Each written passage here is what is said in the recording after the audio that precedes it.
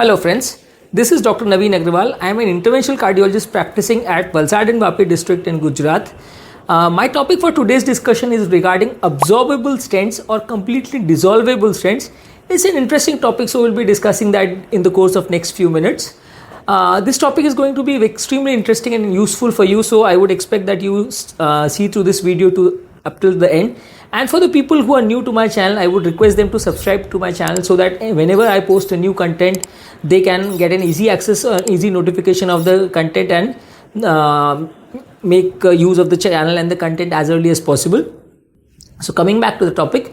my topic is regarding absorbable stents. Now exactly what are stents? Stents are basically a metal scaffold which is used inside the coronary vessels to reduce the level of the blockage. Suppose you in an angioplasty, what exactly is done? Suppose you have a blockage and you put a stent inside the blockage. The dirt material or the muck which is there inside the vessel comes to the side of the vessel because of the expansion of the metal, and this creates a lumen or a space inside the vessel so that the blood can flow freely without problems. But the problem of using a stent is that the stent has a metal scaffold and this metal stays inside the vessel for the lifetime. Usually after a period of 3 to 6 months, the layer of endothelium develops over the metal, and that usually prevents the chances of restenosis and avoids the chances of blood getting exposure with the metal struts. But recently, last few years, the very new concept of dissolvable stents had come into being because there was a concept to maintain the patency of the vessel. The structural integrity of the cell is only required for the first 4 to 6 months. Beyond that time, if at all the stent is staying there, there is not much of use of the stent except in very calcified or very elastic vessels where the vessel is more likely to collapse. But in routine vessels or in routine angioplasties, even if the stent gets completely resolved, it doesn't matter, and usually the work of the stent is done after a period of 6 months. So came the concept of dissolvable stents, that once the stent delivers the drug which is coated on the stent and the stent scaffold is no longer required, it gets disintegrated so that the metal layer is not there inside the lumen and it gets completely dissolved.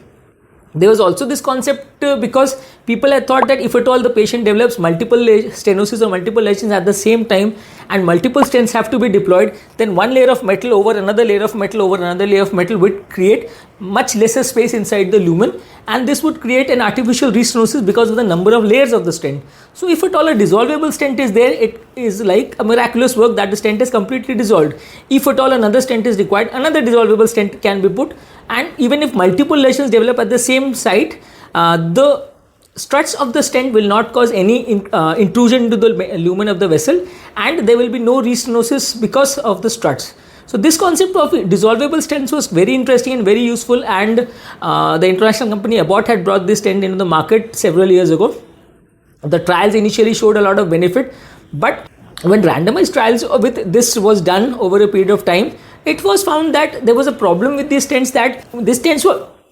so weak that the structural integrity of the stent was very weak, and in very complex and difficult angioplasties, whenever a stronger stent or a stronger metal is required, or when the vessel wall is hard, whenever you deploy such stents, the stent is very likely to get fractured or damaged, and then it becomes a problem, because if at all that of the stents get fractured, then the chances of stent clotting and restenosis becomes extremely high, and the chance of complications becomes very high.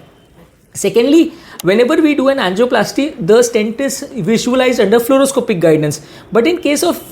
metallic stent, the fluoroscopy helps us to see the stent inside the lumen, and we can correctly see the position of the stent and deploy the stent. But if at all we use an absorbable stent, the problem is that if during deployment the stent is not so well seen, and what happens that during the course of deployment, if at all any strut of the stent gets fractured or damaged, the operator is completely unaware of this fact, and it becomes extremely difficult to diagnose any complications which have occurred. So the visibility of the stent during the procedure is also a big problem. And thirdly, the incidence of complications with this stent is also very high, because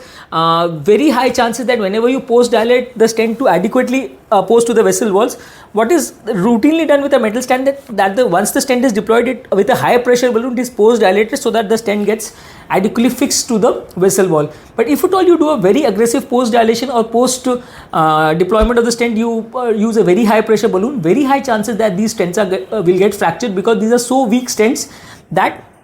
with a high pressure balloon these stents get fractured. Yet another problem is that once the stent starts to get dissolved, the stent does not completely dissolve and particles of the stent continue to remain inside the lumen of the vessel, and these particles which are inside the lumen of the vessel become a nidus for further clotting. And studies have shown that the people who where absorbable stents were deployed, chances of the vessel getting clotting or problems in the future was much higher, because a lot of small particles of the stent were still inside the vessel lumen, and these foreign bodies act as nidus for further clotting in the future. That is why the stent, the result of these stents was much inferior as compared to the routine conventional metallic stents. The results of this technology was not as good as it was expected, and the benefit, whatever benefit it was giving in the form of being absorbable, that was lost because of the fact that long-term results of these stents were not good, and the incidence of clotting and restenosis was much higher with these stents as compared to what was seen in the conventional stent.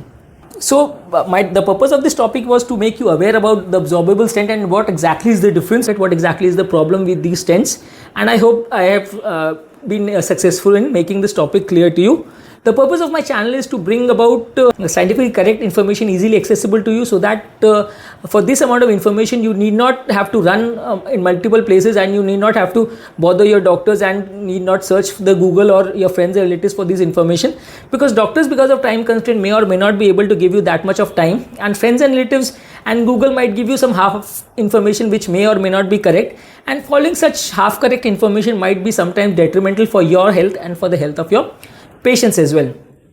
So the purpose of this channel, if at all you feel I have adequately done my job, I would request you to like my videos, subscribe to my channel, and if at all you feel that the content is useful for your friends and relatives, you can share the link of the videos with your friends. And if at all you want us to cover some other topics in subsequent videos, you can